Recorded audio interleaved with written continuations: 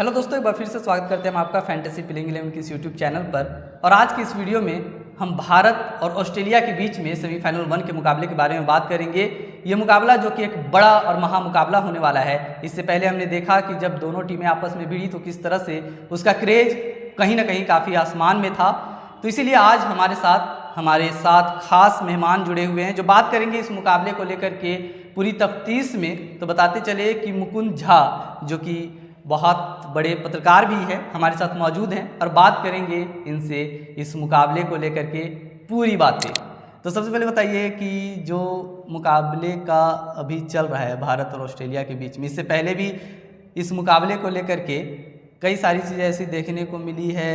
बहुत बैकग्राउंड तो बना ही बना है, लेकिन हिस्ट्री भी एक कहीं ना कहीं एक बड़ा बैकग्राउंड है। तो क्या लगता है कि भारतीय टीम इस बार साल 2023 के ओडीआई वर्ल्ड कप का बदला ले पाएगी? मुनाजिर, पहले तो आपका बहुत बहुत स्वागत और आपके दर्शकों का बहुत बहुत स्वागत। मैं आपके प्लेटफॉर्म पर पहली बार आया, इसके लिए आपने बुलाया, इसके लिए बहुत बहुत शुक्रिया आपका। जैसा कि आपने कहा, भारत और ऑस्ट्रेलिया ये बहुत बड़ा महामुकाबला है। वो आज से नहीं, इसकी पीछे की काफ़ी इतिहास रहा है। और पहले जो बड़े मुकाबले देश दुनिया में मान जाते थे क्रिकेट के, वो इंग्लैंड, ऑस्ट्रेलिया, इंडिया, पाकिस्तान और इस तरह के था। इंडिया पाकिस्तान में वो उस तरह की ताकत या एक देश जिस तरह से कमज़ोर हुआ पाकिस्तान की क्रिकेट ही खास तौर पर, वो उस चरम पर नहीं रहता। इंडिया ऑस्ट्रेलिया ज़्यादा इंटरेस्टिंग लोगों को लगने लगा है और हो रहा है। और हिंदुस्तान भी अपने आप को सबसे अगर कॉम्पिटिटर किसी को मानता है दुनिया क्रिकेट में तो ऑस्ट्रेलिया को ही मानता है। और जहाँ तक इस चैंपियंस ट्रॉफी की बात है तो इसका आप देख लो, जो इस मुकाबला शुरू होने से पहले ही दोनों तरफ से बयानबाजी का दौर शुरू हो गया है। पैट कमिंस ने पहले ही बोल दिया जो भारत को एज मिल रहा है, जो भारत क्योंकि एक ही जगह खेल रहा है, ट्रैवल नहीं कर रहा है और उनको ट्रैवल करना पड़ रहा है, जेट लैग हो रहा है, ये सब। पैट कमिंस वैसे भी अपने बातों के लिए जाने जाते हैं। साल 2023 के ऑस्ट्रेलिया जानी जाती है। ऑस्ट्रेलिया हमेशा से ही आपको मजा आएगा कि ऑस्ट्रेलिया का ये मेंटल गेम होता है, जो वो मेंटली लोग अपोजिशन को तोड़ने की कोशिश करती है। उसके लोकल मीडिया भी इतनी एग्रेसिव होती है और वो भी, और लगातार वो इतिहास रहा है, चाहे मंकी गेट से लेके उससे पहले भी। जब भी ऐसा कोई मुकाबला होता है तो पहले ऑस्ट्रेलिया मैदान के बाहर से ही अपने माइंड गेम खेलना शुरू कर देती है।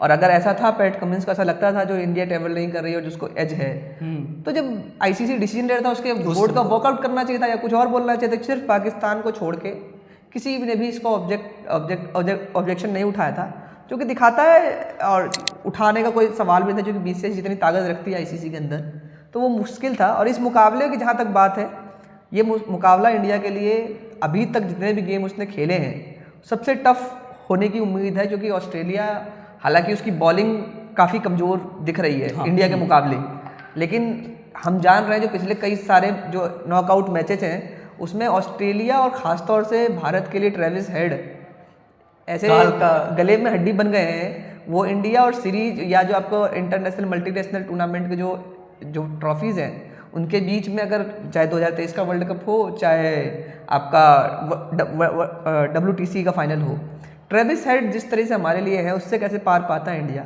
ये बड़ी चीज़ है। बाकी ऑन पेपर देखेंगे तो मैन टू मैन मार्किंग करें तो इंडिया की टीम उनसे कहीं बेहतर दिखती है।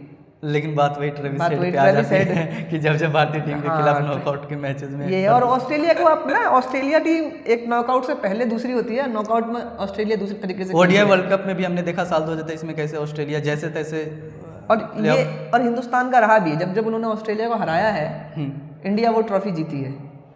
2007 का क्वार्टर फाइनल या सेमीफाइनल था इंडिया के साथ, ऑस्ट्रेलिया के साथ सेमीफाइनल था आई थिंक ऑस्ट्रेलिया के साथ। और 2011 में भी क्वार्टर फाइनल में ऑस्ट्रेलिया से साथ खेले थे, वो जीते थे, तो वो ट्रॉफी हमने उठाई थी।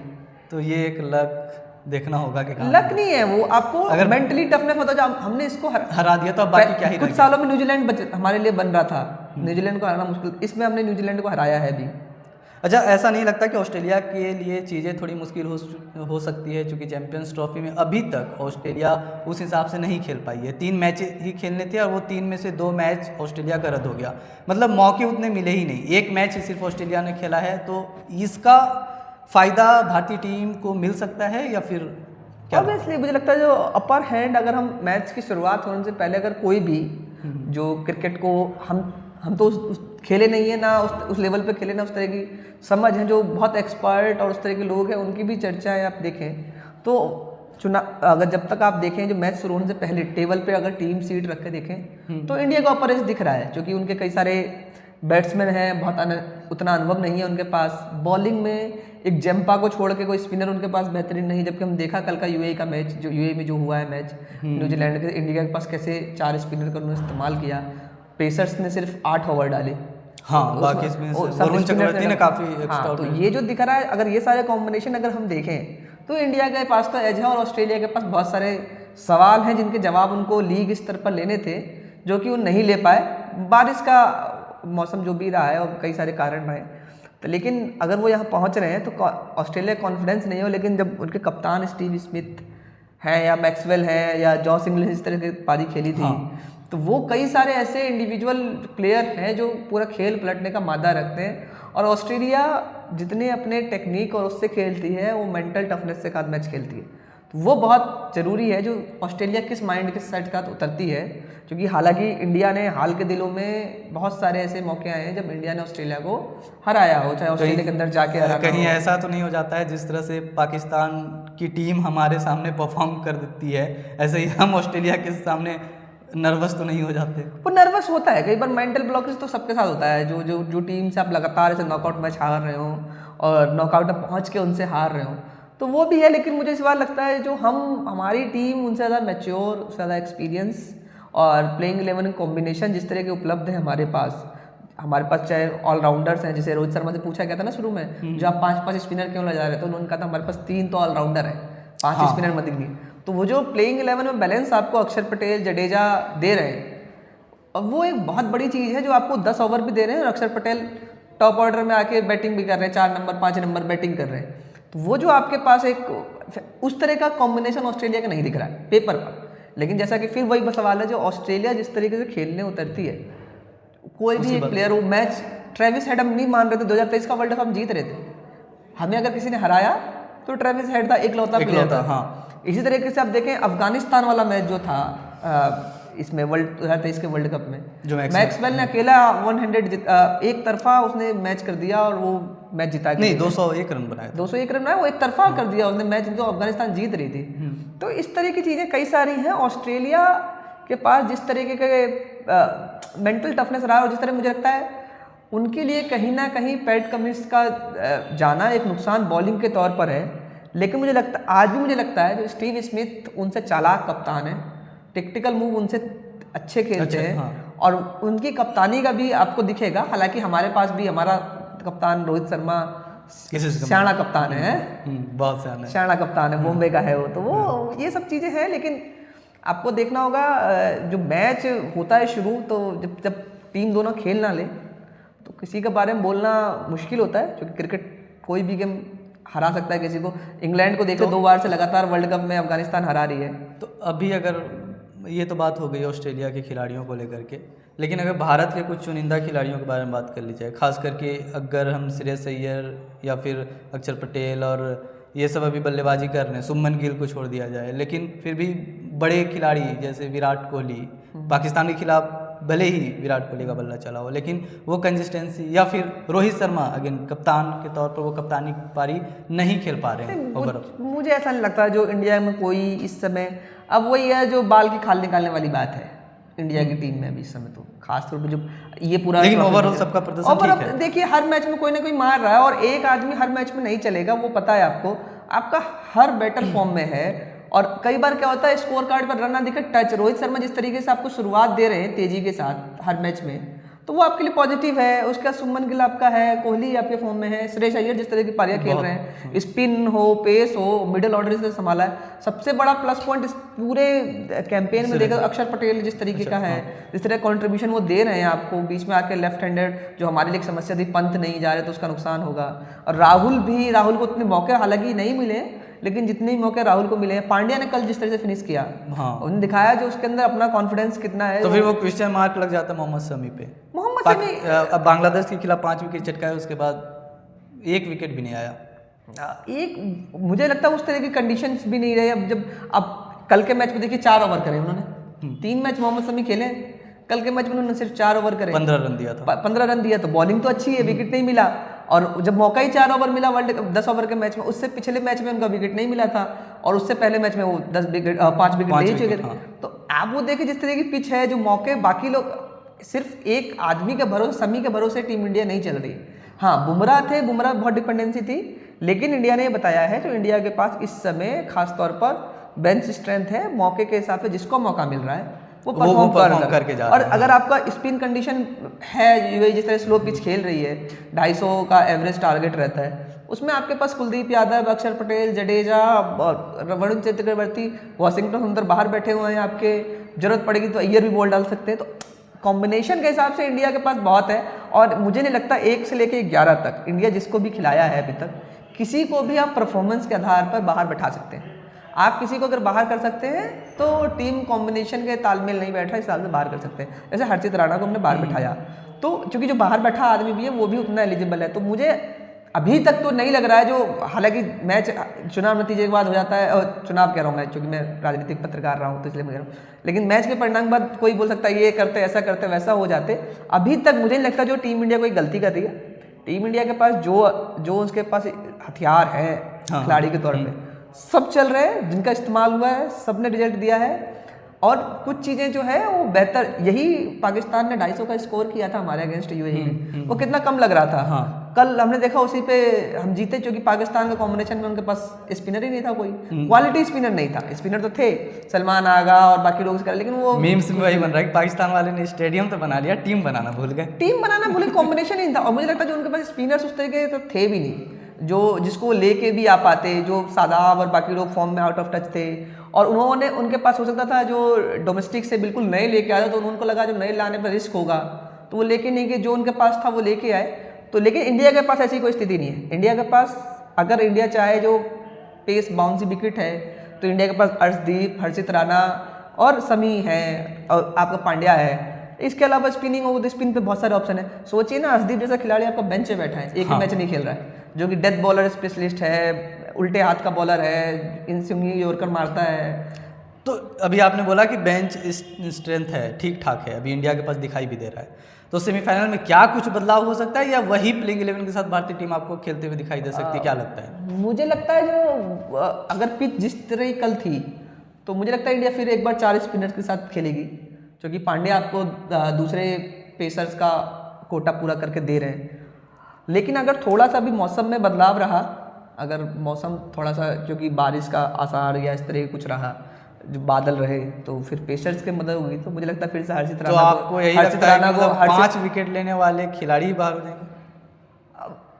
वो होंगे चाहे कुलदीप होंगे, क्योंकि अक्षर और जडेजा तो आपके कंटिन्यूसली प्लेइंग 11 में रहेंगे, क्योंकि वो आपको बैलेंस देते हैं। अच्छा, तो आपको क्या लगता है ये ऑस्ट्रेलिया के खिलाफ मुकाबले में कौन सा 2 जोड़ी देखना काफ़ी इंटरेस्टिंग होगा, प्लेयर्स टू वॉच आउट जो हम बोलते हैं, दोनों टीम में, दोनों टीम से मिलाकर आमने सामने? हाँ, मुझे एक तो पहले मैंने बताया कोहली और चैम्पा, हाँ, आमने सामने ही होंगे। दूसरा मुझे लगता है जो स्मिथ और कुलदीप यादव, अगर कुलदीप यादव खेल रहे हैं तो, और मैक्सवेल के सामने ऐसा रहा है कि कुलदीप यादव ने परेशान किया है या स्मिथ ने परेशान किया है कुलदीप? स्मिथ ने नहीं किया, कुलदीप ने कई बार मेरे ख्याल से पहले आउट किया हुआ है। तो इंडिया की तरफ से मुझे लगता है रोहित शर्मा दूसरे प्लेयर होंगे, और उनके सामने जो बॉलिंग करेंगे, और मुझे लगता है नेथन एलिस या बेन डॉर्सेस जो है नए हैं, बेन डॉर्सेस कंसिस्टेंसी के साथ विकेट, और वो कर सकते हैं परेशान ठीक ठाक। हालांकि रोहित शर्मा को पेस से आजकल दिक्कत उतनी हो नहीं रही, लेकिन फिर भी क्योंकि आक्रामक रूप से खेलते हैं और इनको कम खेला है, तो हो सकता है जो ये नुकसान पहुंचाए। और उधर से मैथ्यू शॉट बहुत कम नाम लिया जाता है, लेकिन मैथ्यू शॉट खिलाड़ी बहुत खतरनाक है, फील्डर भी है बहुत शानदार वो, और ओपनिंग करने आते हैं। उनके सामने मुझे लगता है जो हमारे पेसर मोहम्मद शमी हैं वो, और ट्रेविस हेड को अगर मुझे लगता है जल्दी रोक लें तो कौन? हाँ, ट्रेविस हेड को कौन? ट्रेविस हेड को मुझे लगता है ट्रेविस हेड को अगर शुरुआत पावर प्ले में अगर हमें रोकना है, और मोहम्मद शमी सबसे अनुभवी प्लेयर है हमारे, नए गेंद से नई गेंद से कुछ कर ले, क्योंकि पुरानी गेंद में तो किसी को नहीं पकड़ रहे। हाँ। अगर उन्होंने गेंद पुरानी कर दी ट्रेविस हेड ने, तो फिर वो रोकना मुश्किल है, और खासकर इंडिया के सामने तो वो अलग तरह का कुछ जूस पी के आते हैं, तो वो तो फिर रुकने का नाम ही नहीं लेते।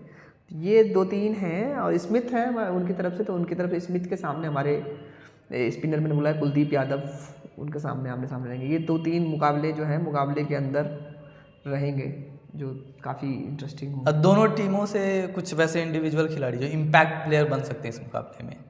इम्पैक्ट प्लेयर देखिए इम्पैक्ट डाल सकते हैं ये खिलाड़ी? इंडिया से हार्दिक पांड्या सबसे इम्पैक्टफुल खिलाड़ी है वो, जो कि बॉलिंग बैटिंग दोनों से डाल सकते हैं, और जिस तरह की फिनिशिंग होगी उससे, और फिनिशिंग की जिम्मेदारी उन्हीं पे है।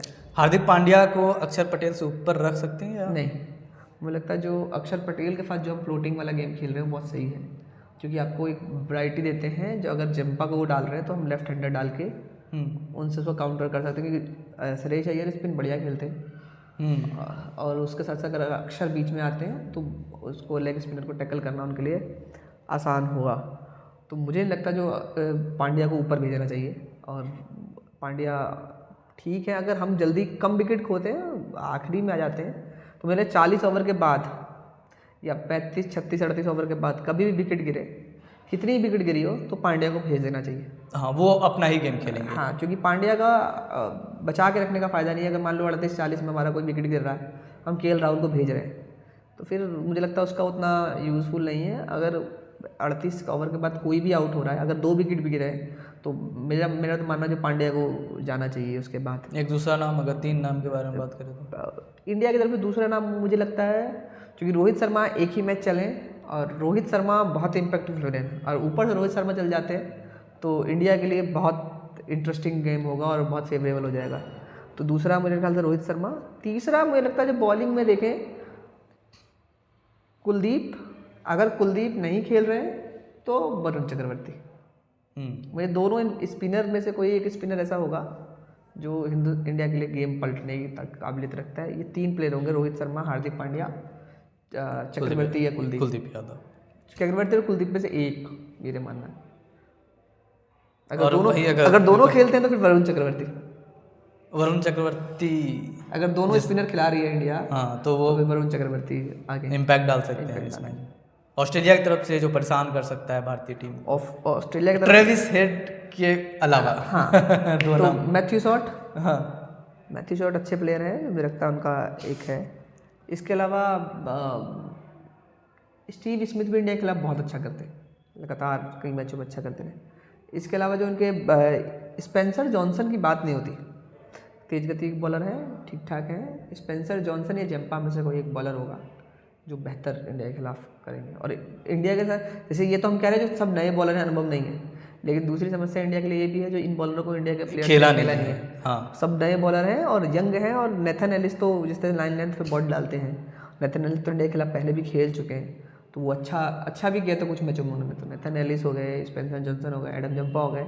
हालांकि ये जरूर है जो स्पिनर की कमी उनको होगी, तो उनके पास हाथ दिखाने के लिए मैक्सवेल एक अच्छा ऑफ स्पिनर बॉल डालते हैं। सिर्फ उनको पार्ट टाइमर के तौर पर नहीं खेल सकते आप मैक्सवेल को, और मैक्सवेल ने इंडिया के खिलाफ कई मैच ऐसे रहे जिसमें पूरे 10 ओवर डाले। तो अगर बात ऑस्ट्रेलिया की जाए, जैसे कि आपने भी बोला कि कुछ वैसे हैं जो नए हैं, और जाहिर सी बात है नए हैं, तो अगर ऑस्ट्रेलिया के लिए ये दिक्कत है तो विपक्षी टीम के लिए भी दिक्कत है कि उसे नहीं खेला है, लेकिन वो खिलाड़ी अच्छे परफॉर्म कर रहे हैं, और लगातार तो ये चीज़ें थोड़ा सा दिक्कत कर सकती है भारत को। नहीं, हिंदुस्तान ने भी किया ना। वरुण चक्रवर्ती नए थे, हमारे अनुभव नहीं है, लेकिन वो खेला भी नहीं था न्यूजीलैंड ने। हाँ, तो उसका वो फायदा मिला क्योंकि अननोन कम्युनिटी इंटरनेशनल क्रिकेट में। तो अगर ये फायदा ऑस्ट्रेलिया को मिल जाता है तो फिर भारत के लिए दिक्कत हो जाएगा। भारत के लिए दिक्कत हो जाएगा अगर वो परफॉर्म करते हैं। और मुझे लगता है कल का जो गेम है, खासतौर पर सेमीफाइनल और नॉकआउट में जब भी जाते हैं कोई भी गेम, आपके टेक्निक से, आपके जो अंदर पोटेंशियल है उससे ज़्यादा होता है जो आप दिमागी रूप से कितना मजबूत है और उस पर्टिकुलर दिन में कितना अच्छा खेल पा रहे। क्योंकि टीम एक मैच जीतने से ना ख़राब होती है ना बहुत अच्छी हो जाती है एक मैच जीतने हारने से। तो वो जीत अगर एक दिन का, उस दिन का गेम है, और कल के दिन में कौन किस सोच के साथ उतर रहा है, कौन किस पॉजिटिव सोच के साथ उतर रहा है, वही टीम बेहतर खेलेगी। कल का गेम आपके जो कला से ज़्यादा आपकी मानसिक शक्ति पर डिपेंड करता है। तो वो मुझे लगता है जो प्रेशर कौन बढ़िया हैंडल कर पाता है। भारतीय टीम भी कहीं ना कहीं नहीं, मतलब इतना मैच्योर है कि वो प्रेशर को आसानी से और बहुत अच्छे से टैकल करे। देखो मैच्योर तो है, लेकिन कई बार होती है कि आप जिस एक टीम से लगातार हार रहे हैं और हेड टू हेड में भी हम उनसे पीछे ही हैं, और लेकिन हालांकि पिछले कुछ सालों में हम बराबर पे आए हैं, अच्छा खेल रहे हैं, ऑस्ट्रेलिया से अच्छा खेल रहे हैं। मुझे लगता है हमारी टीम अभी दुनिया में जितने भी क्रिकेट टीम है उनसे बेहतर क्रिकेट खेल रही है। लेकिन ये जो एक दिन का मैच है, इसमें मुझे लगता है जो वो एक मेंटल टफनेस किस टीम की बेहतर होगी। हालांकि मुझे लगता है इंडिया ने बहुत दिनों बाद आईसीसी ट्रॉफी जीती थी पिछले साल, T20 वर्ल्ड कप की जीती है। तो मुझे लगता है वो ब्लॉकेज तोड़ा है इंडिया ने, उसका फ़ायदा मिलना चाहिए, क्योंकि लगातार बार बार इंडिया नॉकआउट्स में पहुंच रहा था, बाहर हो रहा था, नॉकआउट्स के मैच हार रहा था। तो इंडिया भी हाल में ही नॉकआउट मैच जीत के आया है, तो वो मनोबल ज़रूर होगा इंडिया के पास। अगर वो रहता है, और हमारी उम्मीद भी रहेगी जो इंडिया जीते, बिल्कुल इंडिया आगे बढ़े, तो अगर वो रहता है तो बहुत बढ़िया है। लेकिन फिर वो आखिरी में वो ये क्रिकेट का गेम है, मैदान पे खेला जाएगा, उस दिन जो बेहतर खेलेगा वो टीम जीतेगी, और जो क्रिकेट अच्छा खेलेगा वही जीतना भी चाहिए। बिल्कुल। तो दोस्तों यही थी हमारी आज की वीडियो। उम्मीद है कि आपको वीडियो पसंद आई होगी, और इसके साथ ही चीयर्स कीजिए भारतीय टीम को। ये मुकाबला जो कि आपको खेला जाएगा, देखने को मिलेगा 4 मार्च को दोपहर 2:30 बजे से। इसके साथ ही मुकाबले के बारे में थोड़ी जानकारी और बता देते हैं। अगर आप ये मुकाबला देखना चाहते हैं ऑनलाइन, तो जियो हॉटस्टार पर आप ये मुकाबला देख सकते हैं। हालांकि इसके लिए आपको सब्सक्रिप्शन शुल्क अदा करना होगा। तो मिलते हैं दोस्तों ऐसे ही एक नए वीडियो के साथ। क्रिकेट से जुड़ी बहुत सारी बातें आगे भी इसी चैनल पर होती आएगी। इसी तरह क्रिकेट से जुड़ी जानकारी और वीडियोस को देखने के लिए आप हमारे चैनल को कीजिए सब्सक्राइब, और आपसे लेते हैं विदा। धन्यवाद।